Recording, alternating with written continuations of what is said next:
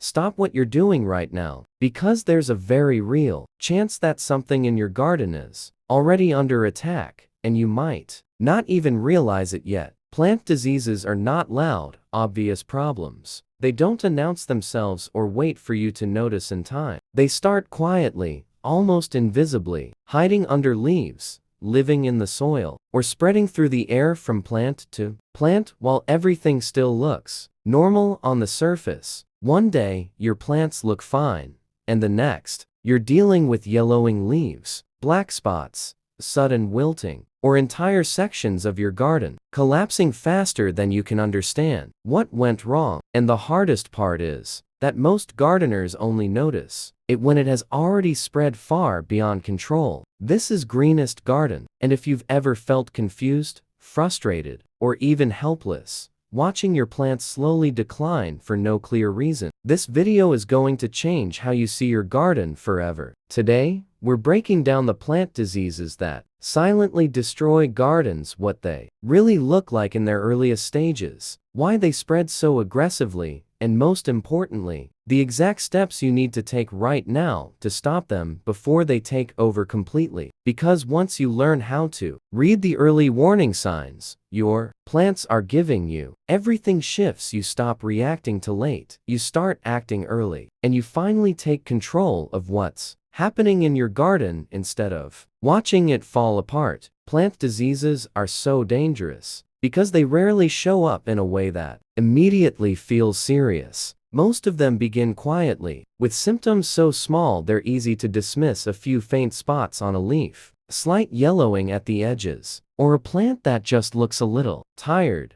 By the time most gardeners notice something is wrong, the disease has already been building strength beneath the surface for days, or even weeks. During that hidden stage, it's spreading through leaves, stems, or soil, weakening the plant's ability to feed itself and slowly taking over before any obvious collapse happens. What makes them even more dangerous is how quickly they can escalate once conditions are right. Warm humidity, poor airflow, overwatering, or contaminated soil can turn a small issue into a full outbreak across an entire garden bed in a very short time. Many plant diseases also travel in ways you can't easily control through wind, water splashes, insects, or even your gardening tools, meaning one infected plant can quietly become the source of infection for many others. This combination of slow, hidden buildup and sudden rapid spread is exactly why plant diseases are one of the most destructive problems in any garden. Disease number 1: powdery mildew. Powdery mildew is one of the most common and deceptive plant diseases you will ever encounter in a garden. And what makes it so dangerous is how harmless it looks at the beginning. It usually starts as small, faint white or gray patches on the surface of leaves, almost like dust or flour has been lightly sprinkled across the plant. Because it doesn't look wet,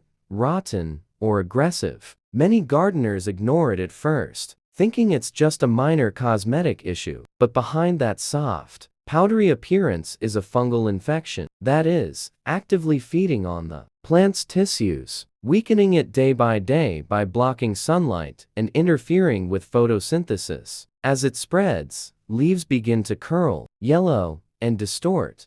New growth becomes stunted, and the plant slowly loses its ability to grow strong or produce properly. What makes powdery mildew especially dangerous is the way it spreads so effortlessly through the air, without needing water, splashes, or direct contact. Its spores are microscopic and can travel long distances on the wind, meaning a single infected plant in one corner of your garden can quietly infect multiple others before you even realize there is a problem. It thrives in conditions that don't always look wrong: warm days with cool nights, crowded plants with poor airflow, or shaded areas where moisture lingers on leaves. Once it takes hold, it can move quickly across squash, cucumbers, roses, and many ornamentals, turning a healthy garden into a patch of struggling, weakened plants. This is why early detection and immediate action are critical. Because once powdery mildew becomes established, it doesn't just stay on one plant. It spreads like a silent wave through the entire garden. If you spot it early,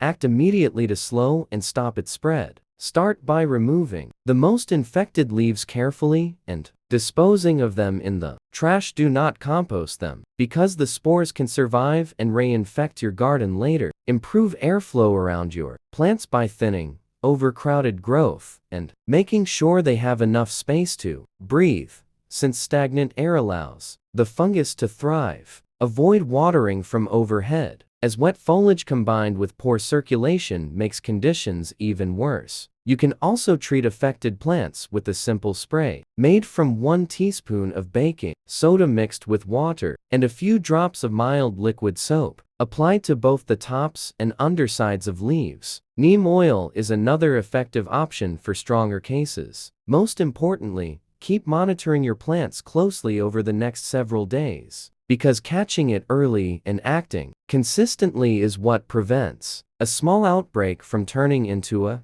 garden-wide problem. Disease number 2, blight, the speed killer. Blight is one of the most aggressive and fast-moving plant diseases you can encounter, especially in vegetable gardens, and it is known for how quickly it can turn a healthy plant into a collapsing one. It often starts with small, dark, water-soaked spots on leaves that may look harmless at first, almost like minor damage from watering or sun stress. But unlike simple leaf spotting, these marks spread rapidly, turning larger areas of the leaf brown or black within days. In tomatoes and potatoes, you may also notice dark lesions forming on stems, and in humid conditions, a fuzzy white growth can appear on the underside of leaves. As the disease progresses, leaves wilt, dry out, and drop, and fruit may develop firm dark patches, making the entire plant look scorched and lifeless in a very short time. What makes blight especially dangerous is its speed and how easily it spreads. When conditions are right, cool temperatures combined with high humidity or frequent rain create the perfect environment for it to explode. Across a garden, the spores can move through wind, rain, splash, or even contaminated tools, meaning one infected plant can quickly infect nearby plants in the same bed. Once blight is established and heavily spread through a plant, it is not realistically reversible, which is why identification and fast action are critical. If you notice early signs, the most important step is to remove heavily infected plants completely and immediately, roots and all, and dispose of them in the trash, not the compost. Leaving infected plants in place only increases the spread to healthy ones nearby. For plants that are only lightly affected, you can try applying a copper-based fungicide early to slow progression, but timing is crucial. Always water at the base of the plant instead of overhead. Remove lower leaves that touch the soil, and ensure good spacing between plants to improve airflow. In future plantings, choose disease-resistant varieties, especially for tomatoes and potatoes, because prevention is often the only reliable long-term defense against blight. Disease number 3,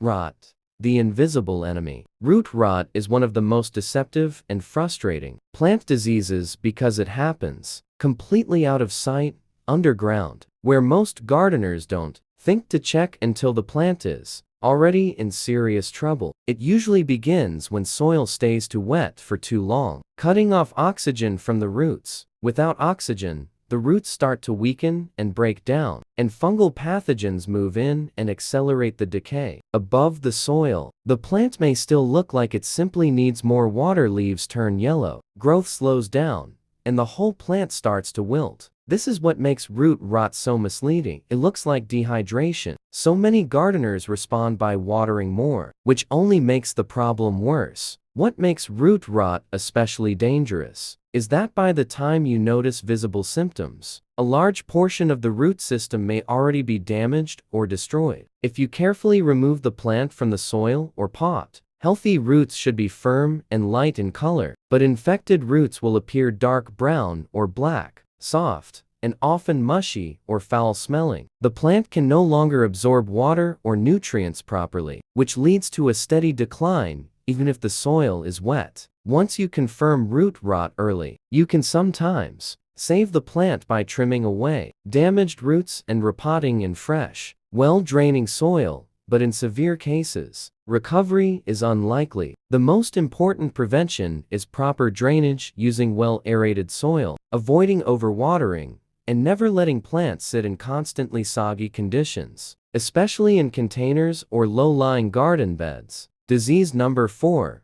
Black spot, the rose destroyer. Black spot is one of the most common and frustrating fungal diseases, especially for rose growers. And what makes it so persistent is how easily it keeps coming back, year after year. It usually begins as small, dark circular spots on the upper surface of leaves, often with a yellow halo round each spot. At first, it may look like minor blemishes or simple leaf damage, but those spots gradually spread and multiply, causing the leaf to turn completely yellow and drop off prematurely. As more leaves fall, the plant loses its ability to photosynthesize properly, which weakens it over time and leads to fewer blooms, stunted growth, and a generally unhealthy appearance. What makes black spot especially dangerous is that it survives in fallen leaves and plant debris around the base of the plant, waiting for the right conditions to reinfect the garden. Rain or overhead watering splashes spores from the soil back onto fresh leaves, restarting the cycle again and again. It thrives in warm, wet conditions with poor airflow, making dense rose bushes particularly vulnerable. If you notice black spot early, the first step is to remove all infected leaves from the plant and also clear away any fallen leaves on the ground, making sure none are left to spread spores. Do not compost infected material, as the fungus can survive and return later. Improve airflow by pruning overcrowded stems and spacing plants properly so leaves dry faster after rain. Always water at the base of the plant instead of overhead to keep foliage dry. In more severe cases, applying a copper or sulfur-based fungicide can help slow the spread. But consistent cleanup and prevention are the real keys to controlling black spot long-term. Disease number 5. Fusarium wilt, the one with no cure. Fusarium wilt is one of the most devastating plant diseases because it attacks the plant from the inside out, and once it gets established, there is no treatment that can reverse it. It is a soil-borne fungus, meaning it lives in the soil for years and enters the plant through the roots. From there, it moves into the vascular system, the plant's internal plumbing, and blocks the flow of water and nutrients. At first, you might only notice subtle symptoms, like a slight drooping of one branch or a few yellowing lower leaves, while the rest of the plant still looks perfectly fine. This uneven wilting is one of the most important early warning signs and often gets overlooked because the plant doesn't immediately look fully diseased. What makes Fusarium wilt especially dangerous is how long it can survive in soil and how selectively it attacks crops like tomatoes, peppers,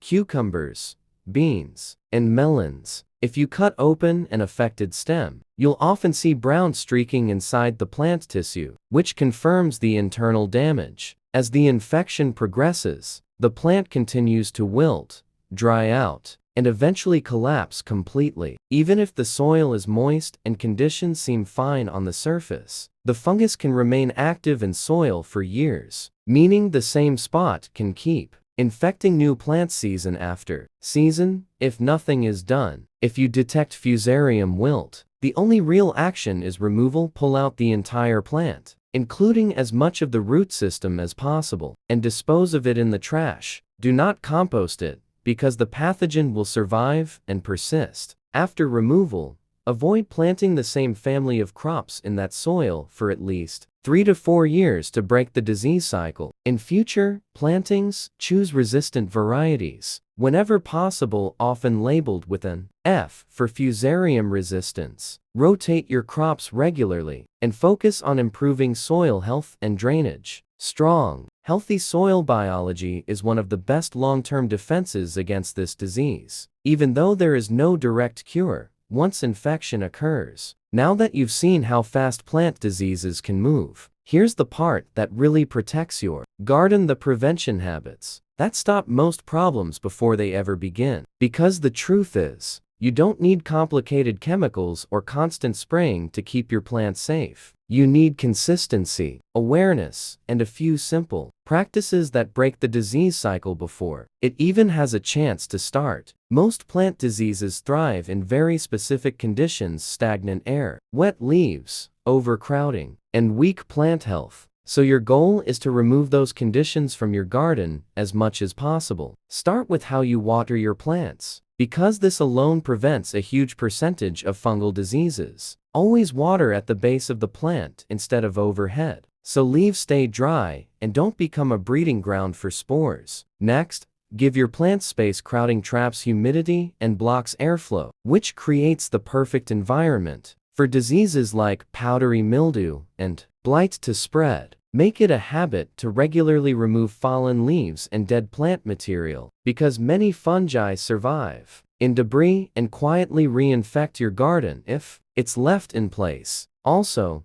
clean your tools between plants, especially if you've been working on anything that looks unhealthy, because diseases can easily travel from one plant to another through pruning shears. Finally, strengthen your garden from the ground up. Healthy soil with good drainage and plenty of organic matter naturally supports stronger, more disease-resistant plants. Avoid overwatering, avoid waterlogged conditions, and choose resistant varieties whenever you can, especially for crops like tomatoes and roses, where disease pressure is high. And most importantly, walk through your garden regularly, even just a few minutes a week, because early detection is your strongest weapon. When you combine good watering habits, clean gardening practices, proper spacing, and consistent observation, you dramatically reduce the chances of disease ever taking hold in the first place. If there's one thing I want you to take away from all of this, it's that plant diseases are not random, they are predictable. They don't just happen overnight without reason. They build slowly in the background, when conditions are right, and they only become disasters when they go unnoticed for too long. The good news is, once you know what to look for, you stop being surprised by them. You start recognizing the early warning signs. You act faster, and you give your plants a real chance to recover or stay protected before things spiral out of control. Gardening is no longer just about planting and hoping. It becomes about observation, timing, and small, consistent actions that keep everything in balance. A healthy garden isn't one that never faces disease. It's one where problems are caught early and handled before they spread. And now that you know these warning signs and prevention steps, you're already ahead of most gardeners who are still reacting too late. So here's your next step. Go check your plants today. Not later, not when you have time today. Flip the leaves, look at the stems, check the soil, and if you notice anything unusual, come back and let's figure it out together. If this helped you, make sure you subscribe to Greenest Garden for more real, practical gardening guidance that protects your plants and makes your garden stronger every season. Drop a comment and tell me what you've seen in your garden recently. I'll help you troubleshoot it.